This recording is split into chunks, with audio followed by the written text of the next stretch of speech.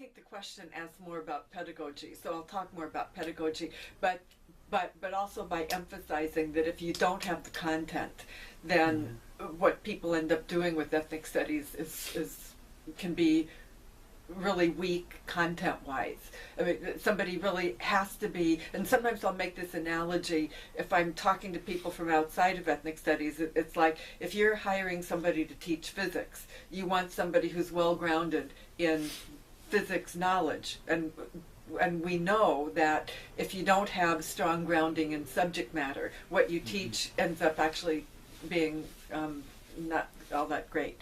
And the same holds true with ethnic studies, is you need to come in with the content.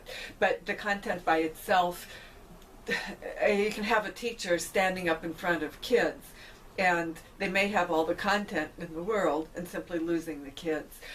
For me, where pedagogy, the place to start is the kinds of relationships that you're forming with the students that you're working with, and the kinds of relationships you are forming with the communities that the students are coming from.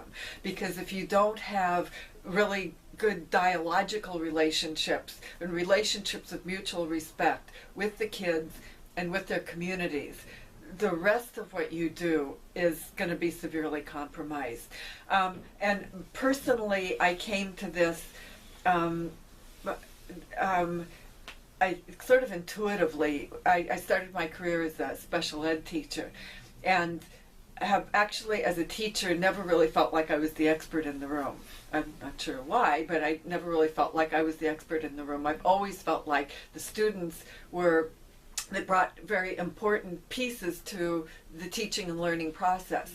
So my teaching has always involved dialogue with the students, not just about what the topic is, but about how are we going to do the class? What works for you? What doesn't work for you? What kinds of things do you want to study? What kinds of things are important to you?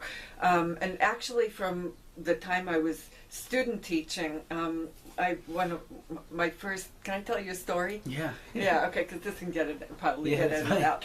But I went on a student teaching program that was based in inner city Seattle, and I'm from Medford, Oregon, all white. And so this was my first real experience being in a U.S. setting in which the kids were from a cultural different background, substantially numbers of kids that were different from mine. I'd spent time in Japan, so I'd been a minority on somebody else's turf.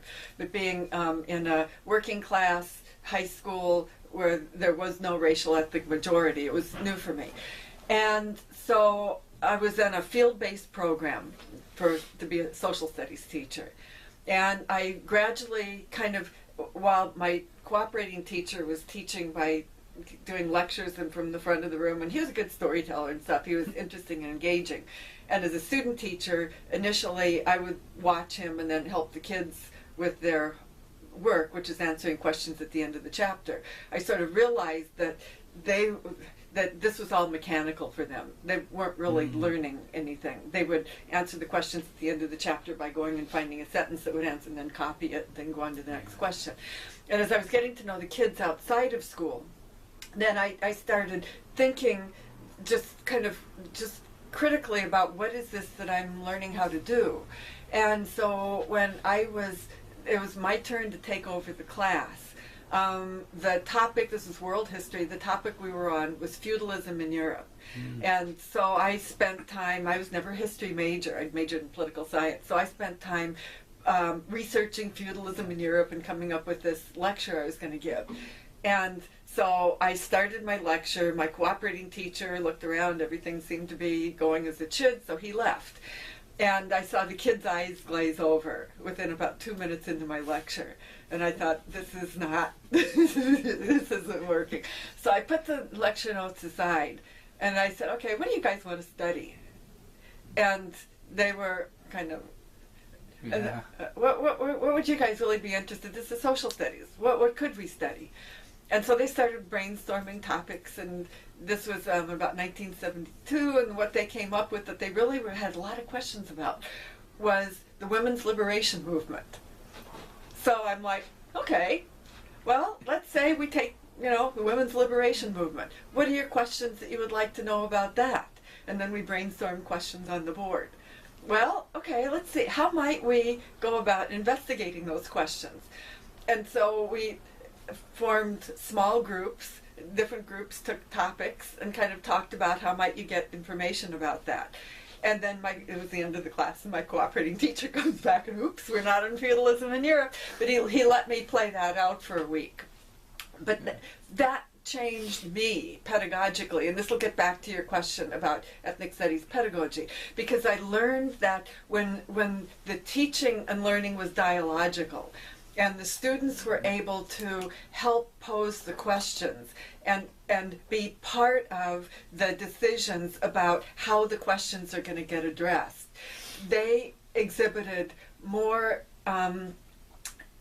energy and enthusiasm than I saw them the rest of the time I had them.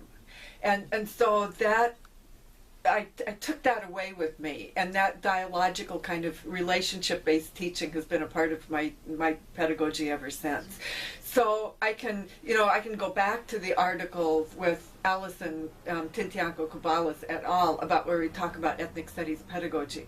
But for me, I really boil it down to, if you don't have relationships and really respectful dialogical relationships, they're pedagogical relationships, not just social relationships, but pedagogical relationships with your students. And you can't connect with the community, the parents and the families that the kids come from, then the content that you have, you can still teach content, but you're not going to connect it with the kids in the powerful ways that are possible. And I think that when we look at the research on the Social Justice Education Project in Tucson and their model of critically compassionate intellectualism, it was the same kind of thing, of where in conceptualizing the students not just as brains kind of walking in, but as whole human beings that bring their interests, their families, their relationships, and you connect with them on multiple levels. That was part of the power of what they were doing.